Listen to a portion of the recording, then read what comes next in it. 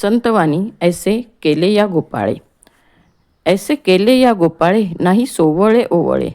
काटे केतकीच्या झाडा आता जन्मला केवडा. फणसा अंगी काटे आता अमृताचे साठे. नारळ वरुता कठीण परी अंतरी जीवन. शेख मोहम्मद अविंद त्याचे हृदय गोविंद. ऐसे केले या गोपाळे हा अभंग संत शेख मोहम्मद यांनी लिहिलेला आहे.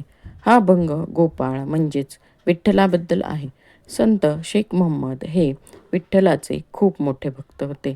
या अभंगामध्ये ते सांगतात की विठ्ठलाची भक्ती करण्यासाठी कोणत्याही गोष्टींची आवश्यकता नसते. विठ्ठल हे सोवळे ओवळे, यातील सोवळे म्हणजे शुद्ध, ओवळे म्हणजे अशुद्ध, तसेच उच्च नीच, पवित्र अपवित्र या सर्व भेदभावांपासून दूर आहे.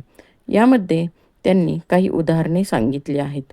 जसे की केतकीचे झाड बाहेरून काट्यांनी भरलेले असते, पण तरी आतमध्ये सुंदर सुवासिक त्याला केवडा फुल येते. तसेच फणस बाहेरून कठीण आणि काटेरी असते, तरी आतून त्यामध्ये अमृताचे साठे म्हणजेच अमृतासारखे गोड फळ असते.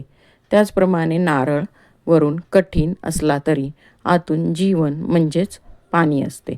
या उदाहरणांवरून असे सांगितले की भगवंत हा हृदयामध्ये पाहिजे, ना की बाहेर दिसण्यामध्ये.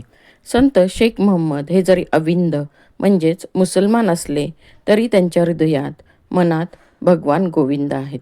या अभंगामध्ये संत शेख मोहम्मद यांना असे सांगायचे आहे की वरवर दिसणाऱ्या भेदभावापेक्षा अंतःकरणात असणारी ईश्वरनिष्ठा निर्मळ भक्तिभावना हीच महत्त्वाची असते.